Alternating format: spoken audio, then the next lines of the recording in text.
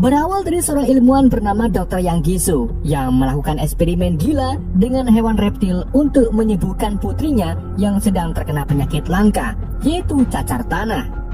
Dr. Gisu kemudian mengambil serum ciptaannya untuk disuntikan kepada putrinya, di mana serum tersebut mengandung gen reptil yang bakal membuat manusia susah untuk mati layaknya mutant. Di waktu yang sama, petugas keamanan negara datang menyerbu lab untuk menangkap Gisu. Karena ternyata Gisu ini telah membunuh lebih dari 100 relawan akibat eksperimennya. Gisu kemudian membuktikan kalau serum ciptaan terakhirnya ini telah sempurna dengan menyuntikkan ke tubuhnya sendiri. Namun ia malah ditembak oleh salah satu petugas. Gak lama setelah itu, tiba-tiba gempa bumi berkekuatan 11 skala hektar mengguncang wilayah tersebut yang mengakibatkan gedung lab dan gedung di seluruh Korea hancur berkeping-keping. Kayaknya sih 3 tahun kemudian, orang-orang yang masih hidup kemudian membentuk komunitas dan tinggal di bawah reruntuhan. Mereka bersama-sama membangun kehidupan meski bahan pangan dan sumber air masa itu sangat langka. Kita kemudian diperlihatkan dengan seorang pemuda bernama Choi Ji-won dari distrik Bus yang sedang berburu ikan gabus di tengah runtuhan. Namun bukannya ikan gabus yang Choi temukan, ia malah bertemu seekor buaya air anyep yang berenang di tengah pasir.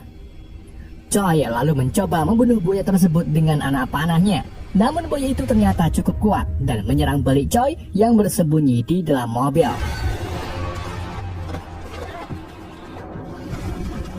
Untungnya, di waktu yang sama, paman Choi bernama Namsan datang menyeret buaya tersebut dan langsung membunuhnya dengan parang. Choi dan Namsan kemudian membawa buaya tersebut ke distrik Bus, di mana mereka memotong-motong daging buaya untuk dibagikan kepada kelompoknya. Namun para penduduk harus menukarkan daging tersebut dengan barang-barang yang masih bisa digunakan, termasuk pakaian. Keduanya kemudian kedatangan pembeli spesial, yaitu Suna, seorang anak yatim yang tinggal dengan neneknya bernama Nenek. Suna lalu menukarkan daging buaya dengan lukisan yang ia gambar. Suna yang memiliki wajah cantik dan manis membuat Choi menyukai Suna. Di saat itu juga, tiba-tiba sekelompok geng berandalan datang secara arogan. Mereka kemudian menunjukkan gambar seorang pria dan menjelaskan kalau mereka sedang mencari pria tersebut. Namun karena gambarnya sangat keren, orang-orang pun tidak ada yang mengenalinya. Mereka kemudian secara paksa menangkap beberapa penduduk yang menurut mereka mirip dengan di gambar. Salah satu pria lalu mencoba melawan mereka, tetapi tiba-tiba pemimpin geng menebas tangan pria tersebut. Tidak cuma itu, mereka juga mencoba menangkap Suna. Melihat gadis yang disukai disakiti, Choi pun menyerang para geng tersebut. Namun sayangnya justru Choi lah yang malah diserang.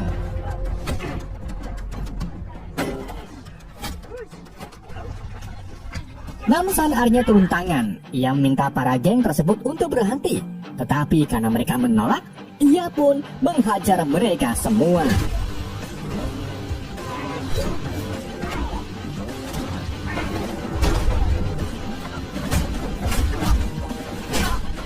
Namsan kemudian menghajar pemimpin geng dan meminta informasi bagaimana ia mendapatkan air dan siapa bosnya. Pemimpin geng itu mengatakan kalau air bersih ini ia dapatkan dari sebuah apartemen yang dihuni beberapa orang. Ia juga mengatakan kalau bosnya bernama Tiger yang merupakan musuh lama Namsan. Mengetahui Tiger masih hidup, Namsan pun meminta mereka untuk menyampaikan salam hangat kepada Tiger. Di sore harinya, saat Namsan dan Choi hendak kembali ke tenda, mereka tak sengaja bertemu dengan Suna dan neneknya yang sedang berbicara dengan sekelompok orang berpakaian rapi. Salah satu dari mereka berjenis wanita bernama Guru, kemudian menjelaskan bahwa ia berasal dari gedung apartemen yang sengaja datang ke desa-desa kecil seperti ini untuk merekrut gadis-gadis muda berumur 17-18 tahun untuk tinggal di gedung tersebut dan memberi mereka pembelajaran sebagai bentuk kapitalisme dalam pembuatan pupuk kompos. Meskipun hanya pemuda yang disarankan, tetapi Guru mengizinkan orang tuanya ikut ke sana, termasuk nenek Suna. Suna lalu minta Guru agar Namsan dan Choi bisa ikut. Namun si guru melarangnya karena mereka bukan sedarah dengan Suna. Sebelum dibawa pergi, Suna berpamitan kepada Namsan dan minta Namsan agar menjenguknya di lain hari. Malam harinya, Namsan dan Choi dilanda kegelisahan karena mereka khawatir tentang keadaan Suna di sana. Daripada orang bisa turu, keduanya pun milih keluar dari tenda untuk berburu. Sementara itu, Suna, nenek, guru, dan kelompoknya masih berjalan menuju ke gedung apartemen dengan berjalan kaki. Mereka lalu bertemu dengan kelompok lain yang berhasil merekrut beberapa anak gadis dan pemuda beserta orang tuanya. Saat mereka kembali berjalan, Suna didekati seorang gadis bernama Juye yang mengajak Suna berteman. Mereka lalu terus berjalan tanpa henti sampai akhirnya asam urat nenek Suna dan salah satu kakek peserta berduel. Si guru lalu minta dua anak buahnya untuk membawa si nenek dan si kakek ke klinik dan meminta Suna untuk tidak perlu khawatir dengan neneknya karena besok mereka akan menjemput si nenek. Akan tetapi, setelah si nenek dibawa pergi, mereka malah sudah tiba di titik penjemputan yang dipimpin oleh Sersan Kwan. Hal itu pun membuat Suna marah karena seharusnya mereka tak perlu membawa neneknya pergi. Si guru lalu kembali menenangkan Suna dan berjanji akan menjemput neneknya jika asam uratnya sudah mendingan. Saat Suna dan lainnya diangkut ke truk pasir, Suna tak sengaja melihat bekas luka benjolan di bawah kuping Kwan. Dari sinilah Suna mulai curiga kalau segerombolan orang berpakaian rapi ini sedang tidak baik-baik saja. Sementara itu, nenek Suna dan kakek tua yang senang akan dibawa ke klinik tiba-tiba berubah menjadi tidak senang saat mengetahui kalau anak buah guru malah membawanya ke jurang. Mereka lalu membuang kakek tua ke jurang dan membunuh si nenek. Di saat itu juga, Choi dan Namsan yang sedang berburu melihat mereka dan langsung membunuhnya. Namun, tak lama kemudian, dua anak buah guru pria tersebut tiba-tiba bangkit dari kematiannya dan menyerang balik mereka. Sampai akhirnya, datanglah seorang mamah muda yang berhasil membunuh salah satu anak buah guru dengan cara memisahkan kelapanya. Begitu pula dengan Namsan yang akhirnya berhasil membunuh salah satunya dengan pisau.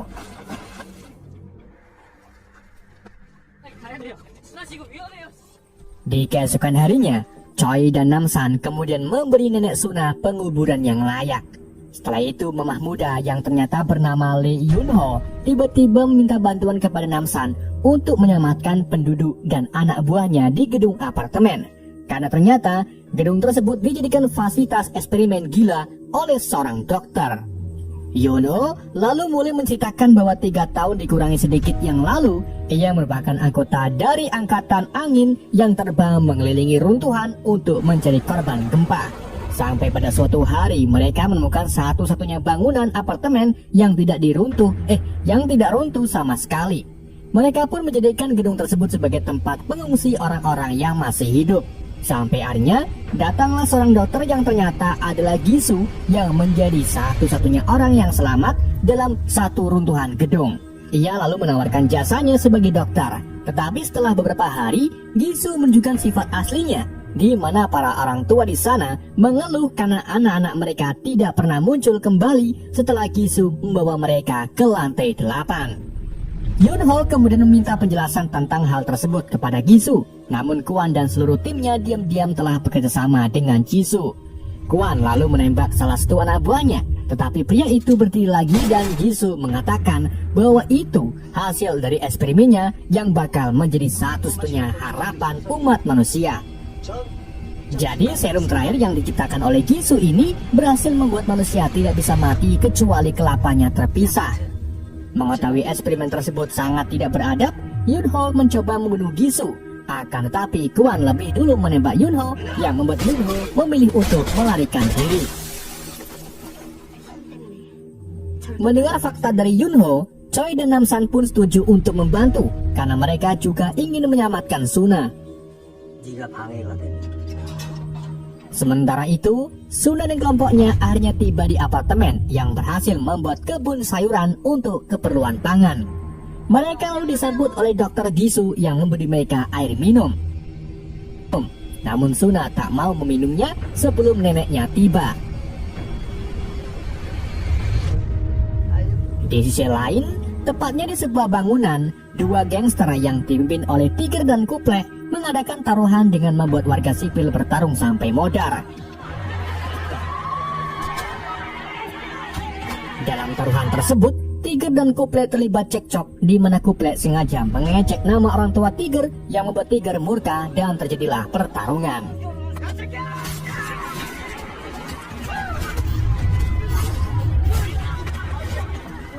Gak lama kemudian, Namsan, Yunho, dan Choi datang. Ternyata Namsan dan Tiger dulunya seorang petinju yang bersaing, di mana dalam sebuah pertandingan Namsan memukuli Tiger sampai Tiger mengalami cedera dan harus berhenti menjadi seorang petinju. Tiger yang memiliki dendam kemudian meminta bantuan Kuplek dan anak buahnya untuk membunuh Namsan. Namun tentu saja kedua gangster tersebutlah yang malah dibuat habis oleh Namsan.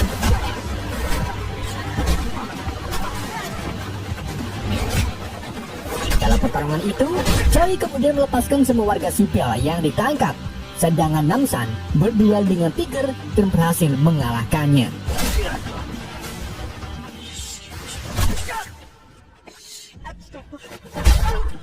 Namsan lalu menyandera Tiger dan anak buahnya dan mulai menginterogasi mereka tentang dari mana mereka mendapatkan botol air bersih. Namsan kemudian memukuli mereka yang tidak bisa menjawab, sampai akhirnya Tiger mengakui bahwa dirinya lah yang membuat kesepakatan dengan penghuni gedung. Yang mana Tiger diminta membawakan mereka anak-anak dan sebagai imbalannya penghuni gedung membayar Tiger dengan air bersih. Namun untuk pergi ke sana, Tiger hanya saat hari pengiriman saja.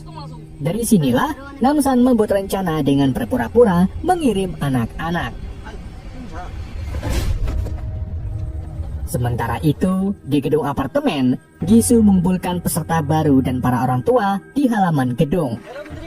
Gisu lalu mengumumkan remaja mana yang memiliki nilai terbaik dan memberi keluarga dari remaja tersebut tempat VIP yang terletak di lantai 8. Namun, ketika anak-anak akan dibawa ke lantai 8, si guru memberitahu siswa dan keluarganya bahwa hanya anak-anak sajalah yang berhak tinggal di lantai tersebut. Suna lalu kembali bertanya tentang keadaan neneknya, yang kemudian dijawab oleh si guru kalau nenek Suna sedang dalam perjalanan menuju ke sini.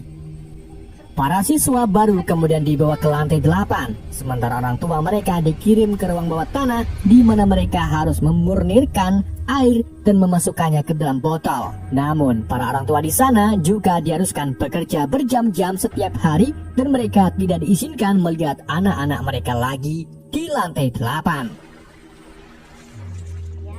Si guru kemudian membawa Suna dan Juye ke kelas, di mana di sana Suna terkejut melihat semua siswa lainnya berada di dalam kondisi pelongo-pelongo dan memiliki bekas luka di belakang telinga mereka. Si guru lalu mulai mengajari mereka tentang betapa lemahnya tubuh manusia dan bagaimana mereka harus berevolusi untuk dapat bertahan hidup tanpa air. Di saat itu juga, Gisu datang dan memberi mereka makanan serta air minum. Juye yang kehausan kemudian minum air tersebut, sedang Suna membuat keributan dengan terus menanyakan tentang keadaan neneknya. Hal itu pun membuat Gisu kesal dan ia memaksa Suna untuk segera minum airnya. Tapi tentu saja Suna tak minum air tersebut secara diam-diam. Setelah itu, Gisu kemudian mengajak dan menunjuk Juye sebagai siswa yang akan membantunya bekerja di lab. Di malam harinya, Suna amnesia karena memikirkan nasib Juye. Ia pun memutuskan keluar dari kamar dan pergi ke laboratorium milik Gisu.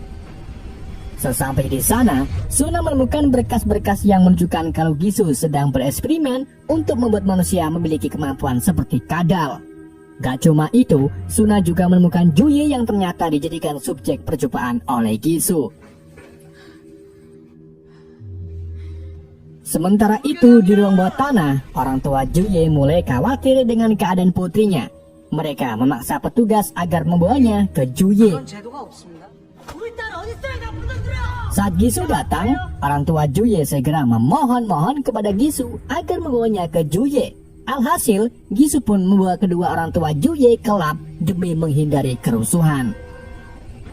Sesampai di lab, kedua orang tua Juye menangis histeria ketika melihat putrinya dijadikan subjek uji coba, sedang Suna bersembunyi di balik lemari. Gisu kemudian mencoba menjelaskan kalau semua ini demi kebaikan Juye, dan untuk membuktikan bahwa Gisu juga mencintai anak-anak, ia pun menunjukkan setengah tubuh putrinya yang ternyata masih hidup dalam akuarium. Jadi bisa disimpulkan kalau serum buatan Gisu bisa membuat manusia tetap hidup meski tubuhnya terpisah kecuali jalur pernafasannya dipedot. Karena tak sudi putrinya menjadi bagian dari uji coba Gisu, orang tua Juye pun memutuskan sambungan putrinya dari mesin, tetapi hal itu malah membuat Juye kejang-kejang. Gisu kemudian bergegas membantunya, tetapi ia terlambat dan akhirnya Juye pun meninggal.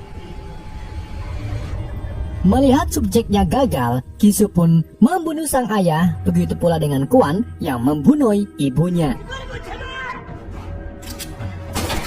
Setelah itu, Gisu tak sengaja menemukan Suna dan menggunakannya sebagai subjek tes berikutnya. Gisu kemudian menghubungkan Suna ke mesin dan mulai menjelaskan bahwa alasan dia memilih menggunakan remaja karena kelenjar pituitari mereka memiliki komponen yang dia butuhkan. Dan serum tersebut akan bekerja dengan baik setelah si remaja meminum air yang ternyata sudah dimodifikasi oleh Gisu. Sementara itu, Namsan, Tiger dan yang lainnya tiba di gedung dengan mengendarai truk. Tiger kemudian memberitahu penjaga kalau ia membawa anak-anak untuk Gisu. Namun si penjaga merasa janggal karena hari pengiriman bukanlah hari ini. Ketika salah satu penjaga memeriksa ke belakang truk, Namsan langsung menjatuhkan para penjaga dan segera menerobos gerbang sampai menabrak lobi.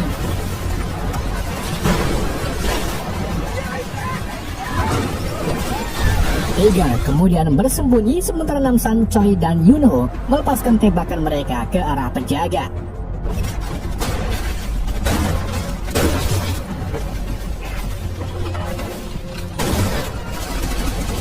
Yunho lalu memimpin Choi dan Namsan ke sebuah ruangan di mana anak buah Yunho ditahan.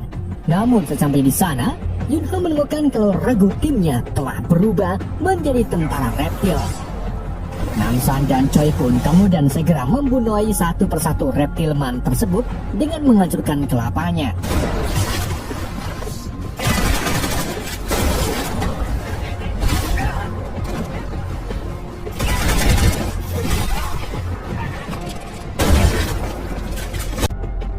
Setelah menyingkirkan semua reptilman, Gisu yang sudah tahu aksi mereka mengumumkan melalui speaker bahwa dia akan membiarkan ketiganya hidup jika mereka pergi sekarang menggunakan Intorcam di area sel.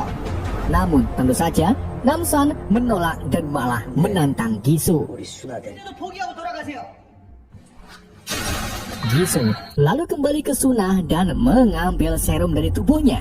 Sedang Namsan membobol pintu besi dengan shotgun dan berhasil membunuh beberapa tentara.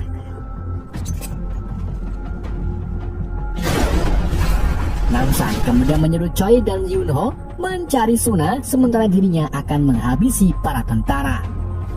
Dikarenakan kehabisan peluru, Namsan pun mengambil parangnya dan pergi ke koridor untuk membunuh para prajurit secara langsung.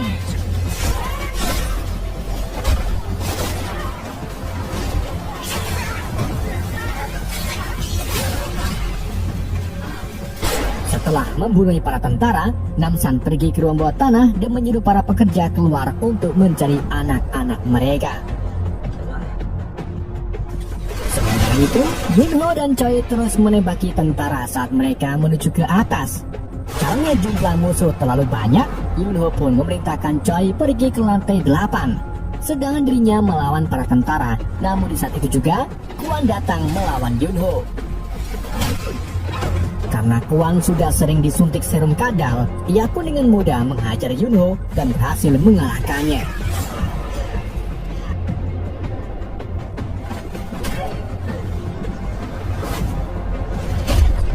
Setelah mencari kesana kesini, Chou akhirnya menemukan ruang kelas anak-anak di mana dia dengan cepat membunuh para penjaga yang berada di sana. Choi kemudian menyandera guru dan mintanya untuk membawanya ke ruangan Suna. Namun di tengah jalan, Choi malah dihadang oleh Kwan. Untungnya, Namsan datang. Ia meminta Choi pergi sedang dirinya akan melawan Kwan. Namsan kemudian mati-matian bertarung melawan Kwan. Meskipun Namsan tak memakai serum kadal, tetapi ia mampu membuat Kwan kewalahan. Sampai akhirnya Namsan berhasil membunuh Kwan dengan memotong kelapanya.